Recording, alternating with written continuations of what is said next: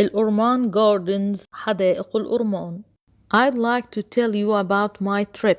عايز أحكي لك عن رحلتي to الأورمان Gardens in جيزة، لحدائق الأورمان في الجيزة. I went there last week. رحت هناك الأسبوع اللي فات with my family مع عيلتي. We went by bus. رحنا بالباص.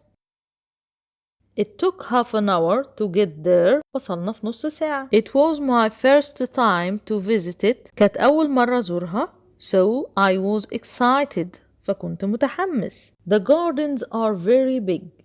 الحدائق كبيرة جدا. It has a small lake. فيها بحيرة صغيرة.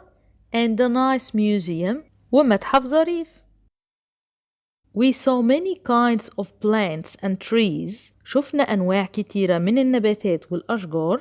Furthermore, بالإضافة إلى ذلك, it has lots of wild flowers. فيها أزهار برية كتير. We knew that it was planted. عرفنا إنها اتزرعت in the 19th century في القرن ال19 by the French governor واللي زرعها الحاكم الفرنسي in order to be a forest علشان تبقى غابة.